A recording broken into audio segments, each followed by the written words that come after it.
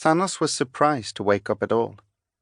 From what the Queen had said before the soldiers had beaten him into unconsciousness, he'd expected that they would cut his throat and be done with it.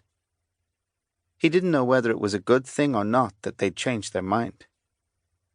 He must have slipped back out of consciousness, because he found himself looking at the blood that had covered the floor in his father's chambers. He could remember the sensation of holding his father in his arms, the once big man feeling as delicate as a child. In his dreams, his hands were covered in blood.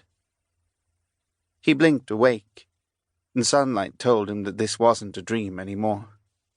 But the blood was still there. His hands were still red with it, and now Thanos didn't know how much of it was his. He could feel the hardness of iron against his body, but it didn't feel right for chains. He couldn't focus on it, though, and Thanos found himself wondering just how badly he'd been beaten, that he couldn't pull clear of the memories. They dragged him down again, into the moments where he was watching his father die, helpless to do anything to stop it. You need to be able to prove the truth of it, the whole truth. It had taken so much of his father's strength to say those words. It had been so important to him in that moment, that Thanos be able to prove that he was the king's son. Perhaps he had seen a way to undo some of the damage he had done in his life. Perhaps he had just seen the damage that Lucious might wreak given real power. Thanos groaned at the thought of it all, sunlight streaming in through his dreams, while pain pushed them back more physically. Even so, his father's voice lingered. Fell dust. You'll find the answers you need in fell dust. That's where she went after I... Even in his dreams, there was no conclusion to those words except the blank staring of his father's eyes. There was only the name of a place, a hint of a journey that might tell him everything, if he lived long enough to make it. Consciousness came back to him, and the full weight of the pain came with it. Thanos felt as though every part of him was bruised bone deep. He could barely lift his head, because it felt as though it might fall to pieces just with the effort of it. He knew from experience what broken ribs felt like, and far too many other places felt nearly the same. The guards who had beaten him hadn't held back because of who he was.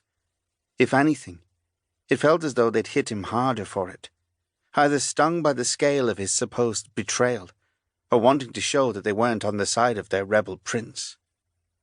Thanos managed to sit up and look around. The world near him seemed to shift while he did it.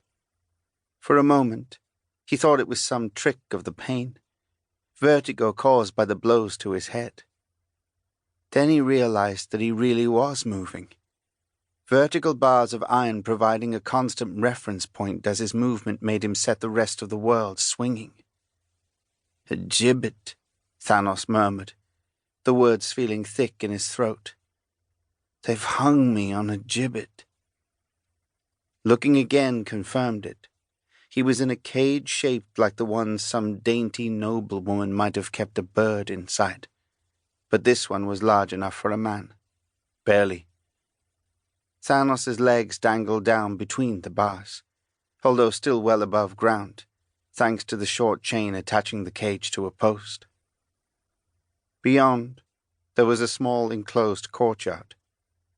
The kind of place that might have been used by nobles about their sports, or where servants might have gathered for the kinds of tasks that were likely to be unpleasant.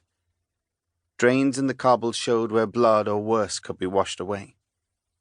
In one corner, guards were erecting a gallows platform, not even bothering to look over at Thanos. They weren't putting together a simple block for a beheading either. Thanos gripped at the bars with sudden anger.